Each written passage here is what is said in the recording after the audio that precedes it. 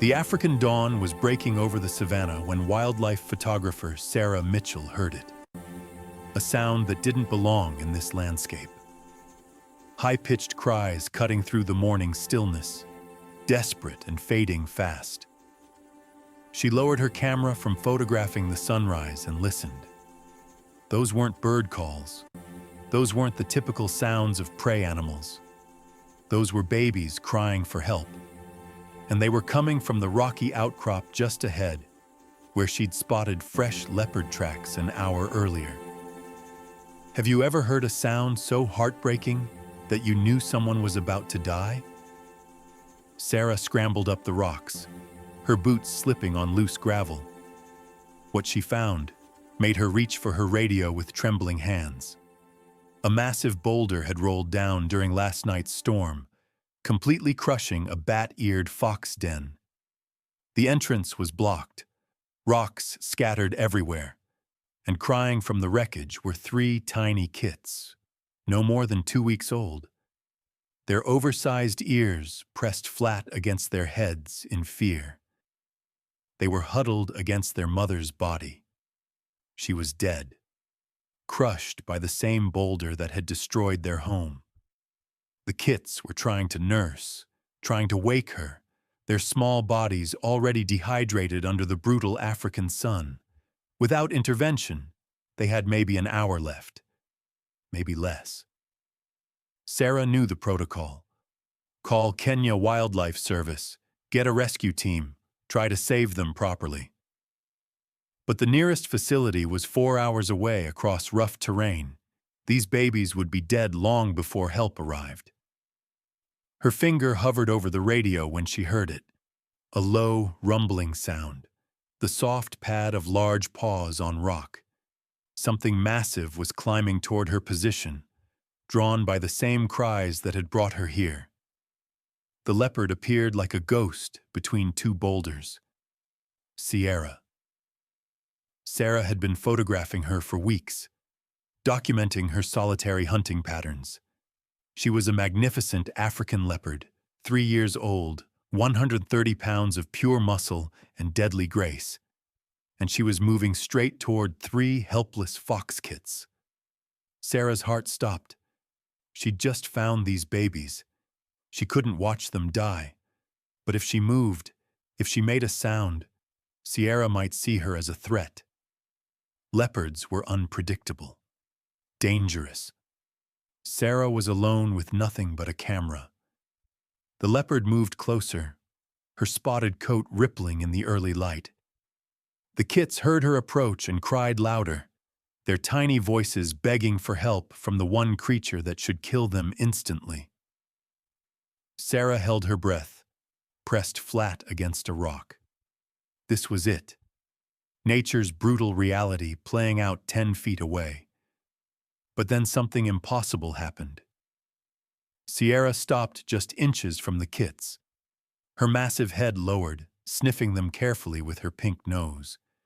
The babies, so young they didn't know predator from parent, made soft mewing sounds. They were desperate for warmth, protection, food. The leopard's golden eyes studied them intensely. Sarah could see her tail twitching, her muscles tense, predatory instincts clearly engaged. Then Sierra opened her mouth, revealing 3-inch fangs. Sarah tensed, certain this was the end. But the leopard didn't bite. She gently picked up the first kit by the scruff of its neck, her powerful jaws carefully controlled. The tiny fox went limp instinctively, recognizing the universal signal of being carried. Sierra turned and leaped down the rocks with impossible grace, the kit dangling safely from her mouth. She disappeared into the tall grass below. Sarah stood frozen, her mind racing. Was the leopard taking them somewhere to eat them? Was this just moving food to a better location? 5 minutes later, Sierra returned. She picked up the second kit with the same gentle precision. Then she was gone again.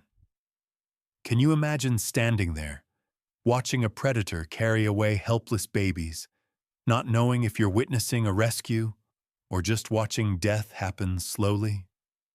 When Sierra came back the third time, Sarah made a decision that would define her career. She was going to follow, document whatever happened next. Even if it meant filming 3 fox kits being killed, the world needed to see this. She tracked the leopard through the grassland for half a mile, staying low, moving carefully. Sierra's trail led to a cluster of acacia trees near a dry riverbed. Her den. Sarah positioned herself behind a termite mound 80 yards away, pulling out her telephoto lens. Through it, she watched Sierra disappear into the shaded space beneath the largest acacia's roots. For the next hour, nothing happened.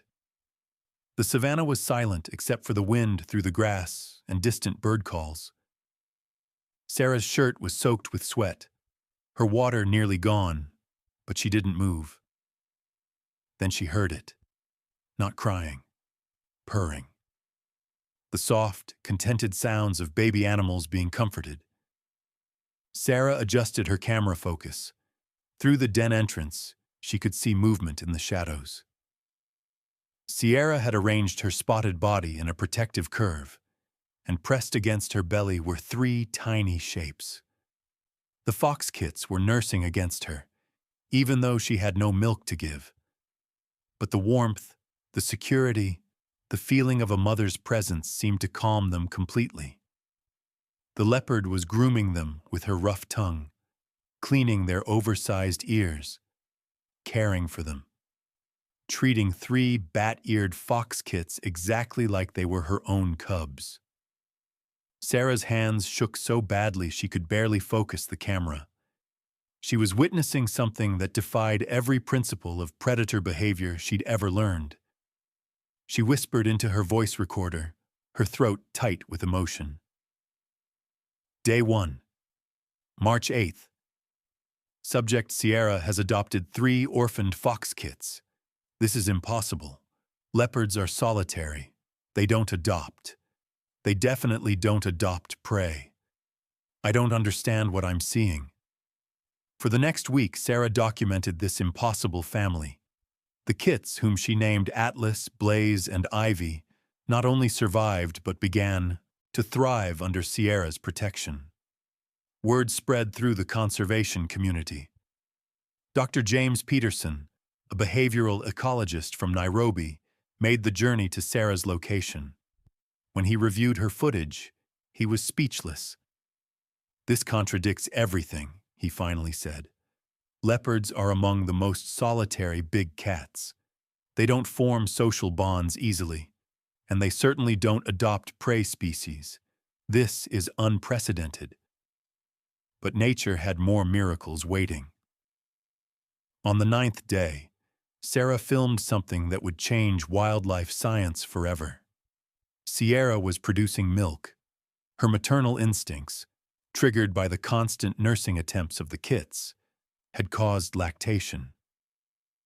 A leopard who hadn't given birth was feeding 3 fox babies. Atlas, Blaze, and Ivy nursed eagerly, their small bodies finally receiving proper nourishment. Their fur began to shine. Their movements became stronger and more coordinated. The footage went viral within days. Leopard adopts fox kits dominated headlines worldwide. Researchers arrived from universities across the globe. But the remote savanna location meant observation was difficult and dangerous. Not everyone celebrated the discovery.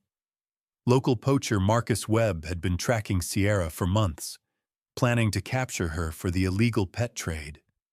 A trained leopard could fetch $150,000 from wealthy buyers.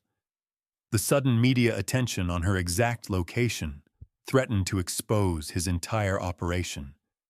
He watched the news coverage with cold calculation. These foxes had made his target famous, made her impossible to take quietly. So he decided to remove the problem. Kill the kits.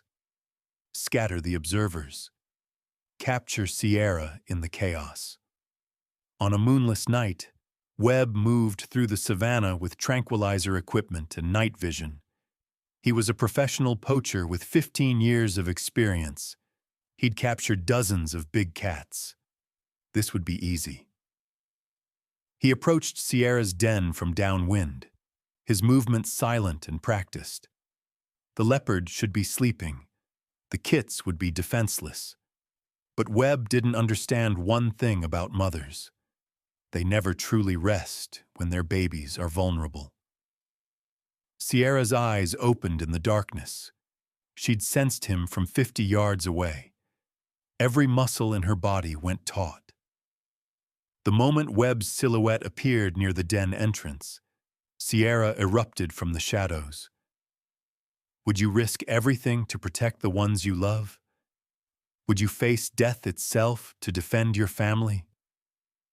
The snarl that came from Sierra's throat was pure fury.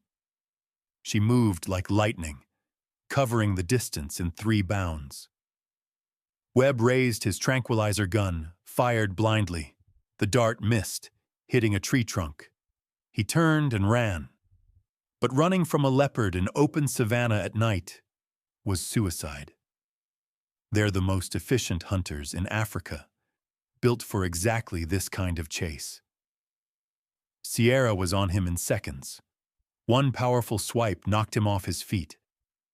Her teeth were inches from his throat when spotlights flooded the area. Sarah and a Kenya Wildlife Service rapid response team had been stationed nearby after the media attention. They'd heard the snarl and came running with flares and vehicles. They found Webb pinned to the ground, Sierra standing over him with her fangs bared. Behind her, 3 small shapes with oversized ears watched from the den entrance, safe behind their mother.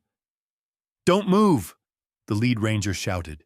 "She'll kill you if you move." It took an hour to safely extract Webb from Sierra's guard. The leopard only retreated when rangers created a barrier with their vehicles, allowing the poacher to be pulled to safety. Webb's equipment revealed everything: GPS trackers, capture crates, sedation drugs, evidence of an extensive trafficking network. He received 18 years in prison. His arrest led to the dismantling of one of Kenya's largest wildlife crime operations. Have you ever seen love become a weapon? Atlas, Blaze, and Ivy grew strong under Sierra's devoted care. By their 3rd month, they were healthy, energetic, and completely bonded to their leopard mother. The research team documented something unprecedented. The kits were learning survival skills from both species. They moved with the stealth of leopards, but retained the fox instincts for finding food. They climbed trees with feline grace. They used their massive ears to detect prey from incredible distances. Dr. Peterson published research that forced scientists worldwide to reconsider maternal instinct and cross-species bonding.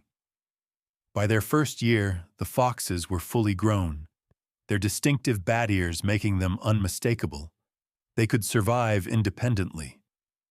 But they stayed with Sierra, creating a hunting partnership that shouldn't work, but proved remarkably effective.